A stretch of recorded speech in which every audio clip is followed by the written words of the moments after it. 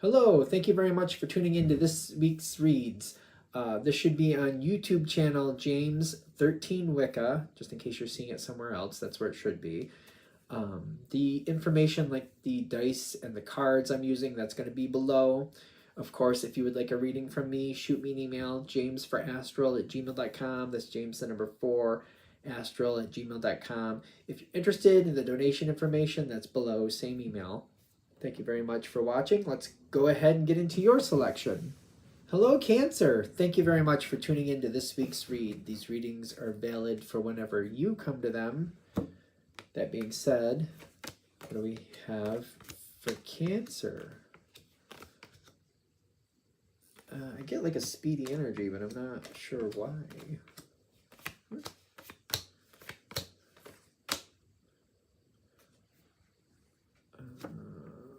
This card is pushing out 2 of Pentacles.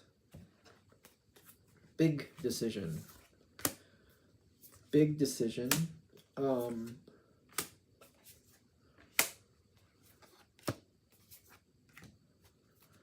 So, I just realized those are still in my head.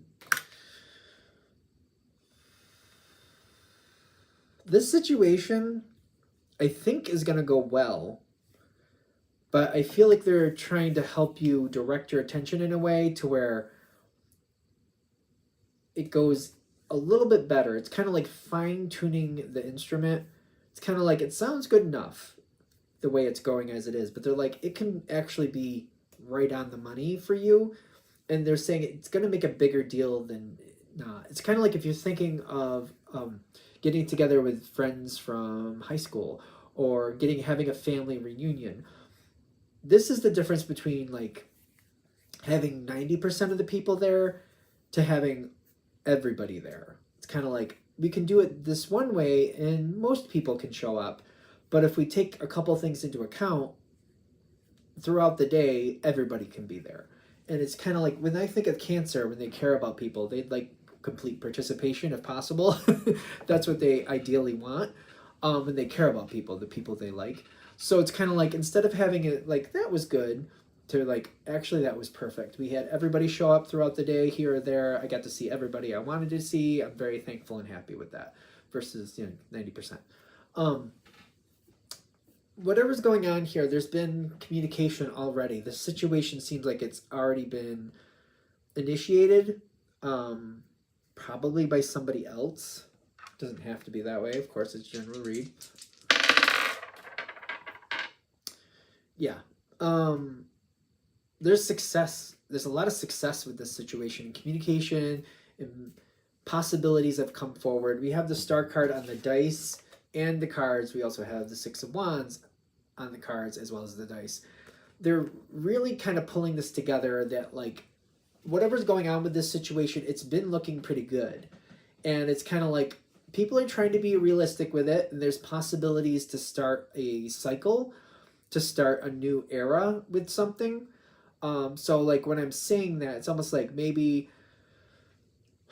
for the last X amount of years, when summer comes around, most people get together at this one campground and, blah, blah, blah, blah, blah. And that's been going on for X amount of years, just for an example. And it's kind of like, there's a change coming up where instead of doing it that way, maybe there's a different place or a different way we could all connect. It's kind of like, if we move it to this other place, we'll have more participation. The people who want to camp can go to this one spot. And then there's a town like 20 minutes away that people could like stay at this hotel that the people who don't like to camp, and then they could come and they could visit us during the day while we're camping and we could all have a good time. So it's kind of like, this is interesting. We have a different possibility here. We have a new era that could come in. We just got to change the campground we're using. There's this possibility. It's an analogy. So there's kind of like a lot of like, this could go better. This could go differently. We could have more people showing up. We could have more of a good time. This could be more exciting for everybody. So it's like, grandma wants to come, but she's not going to be doing the camping thing. That's just not her thing. But if we do this, so-and-so could bring her, she could have her room there, and then she could come and hang out with us during the day. This could be fun. This could be a good thing. She could actually participate without feeling like she has to be camping to be a part of it. or grandpa or whoever, you know, whoever, you know what I'm saying. A lot of good possibilities here. The Four of Swords is a healing card. I'm getting healing, and I'm getting like something where other people can participate and be a part of this without it really making them go crazy or do a lot more effort than they really want to or maybe are capable of doing. This seems, it has the potential to really lock in and be a long-term success. And I do feel like it's naturally, for those of you this is going to hit with, it seems like it's naturally headed in that direction anyway. But they're saying there's a couple tweaks and a couple little better things that could come in, and we could even have more here that actually would be very healing and helpful for everybody. It's good for everybody. It's not selfish, it's positive, in case somebody's questioning that. It's not in a greedy way, it's a more inclusive way.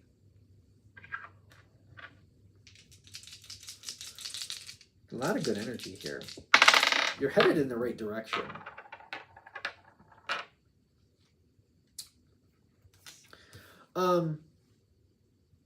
Okay, so this is where the first question mark shows up.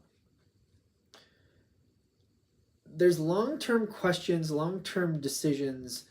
There will be people here who just want to be a little bit more contrary with things, and there's certain people a part of this situation, whatever it is, that are just difficult.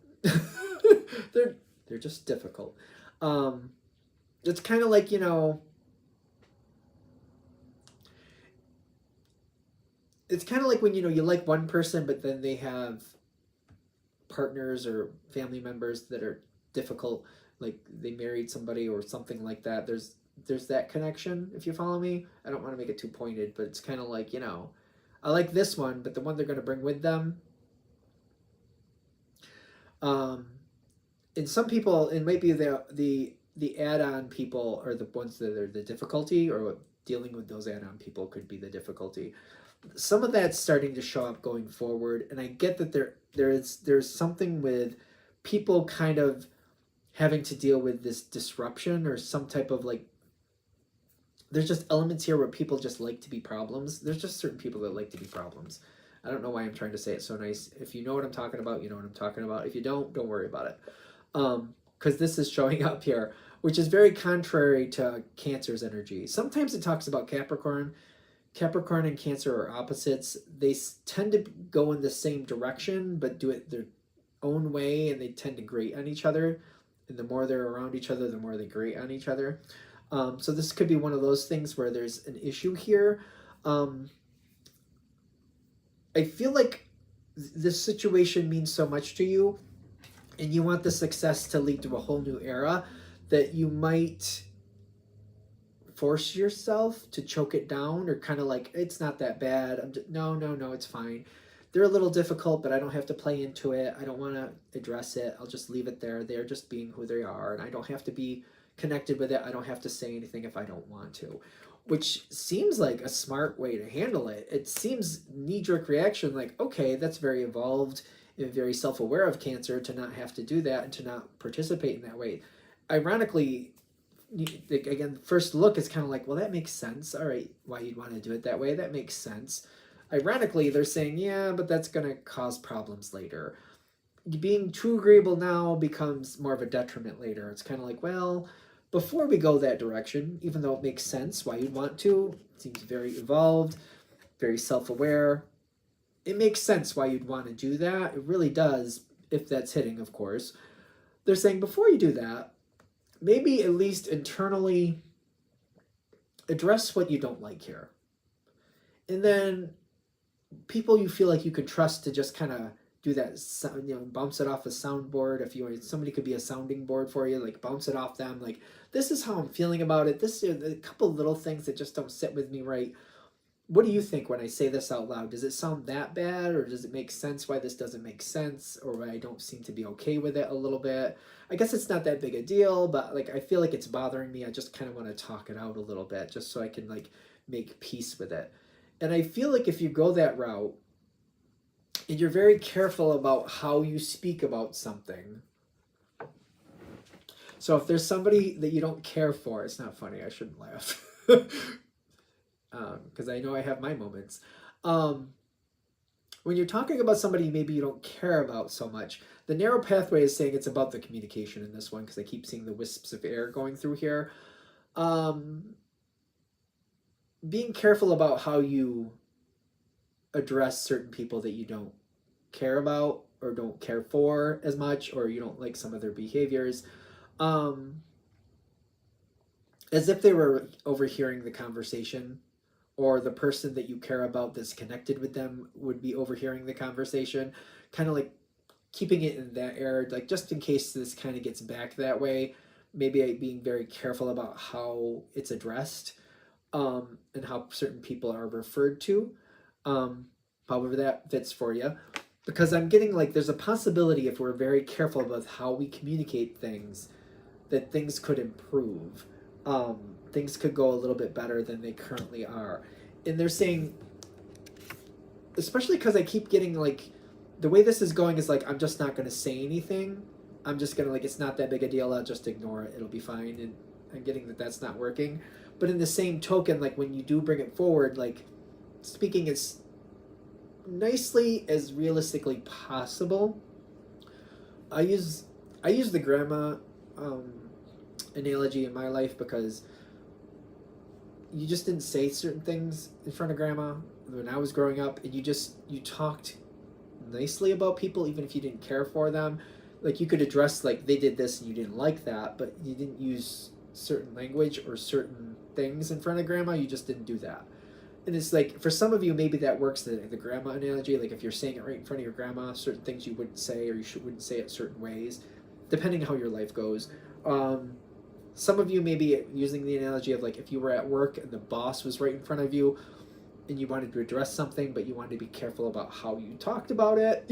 I'm just saying, that's the energy we want to use here. That seems to really help you get what you need in this situation to get that better outcome. People don't have to know exactly how you feel. They just need to hear your opinion about what doesn't sound right. And like, the more like, I don't like that, I feel like that's going to make this difficult for so-and-so. Like if so-and-so puts their camper over here, I feel like that's going to make it more difficult for grandma to get in with her wheelchair on this, if she has one, or grandpa, or whoever. It's kind of like, instead of saying, that person, so-and-so, they're so selfish and they just like to get in the problem. They don't even think about grandma. They don't think about what they are going to need. Instead of going that direction, kind of going, oh, I don't think they're realizing that might be more of a challenge for so-and-so, or people with wheelchairs, or people with accessibilities or difficulties, that I don't think they're realizing, like kind of like being more on the sweet side, directly addressing it, but more on the sweet side, just to give things a chance. People don't need to know how you actually feel. They just need to know that something needs to be addressed. So it's like saying, oh, I don't think they realize that could be a problem for access with people who have a challenge, have challenge accessing stuff like that, or have wheelchair needs, or whatever that may be, instead of like going the more brutal claws out way. People don't need to know how you actually feel. And I feel like bringing it forward, but like in more of a sweeter tone, where realistically applicable, that could lead you to getting this better outcome than you originally would have had. It's kind of like, the other way of not saying anything is kind of like, it's not that bad, we can work around it. Versus the other version of kind of like, oh, it worked out right, it worked out the way it was supposed to. I was just very careful and delicate how I brought it forward. Really good outcome here. Joy and delight. Yep. I mean, you had the success card the whole time. I'm just, it's the difference between good and great. You deserve great. Why not have great? All right, anything else? All right, I'm going to shut this down here. I hope that helps. Thank you very much for watching. If you'd like a direct reading from me, shoot me an email, jamesforastral@gmail.com. That's James the number 4, astral@gmail.com. If you're interested in the donation information, that's below. Same email. Thanks again for watching. Have a great day.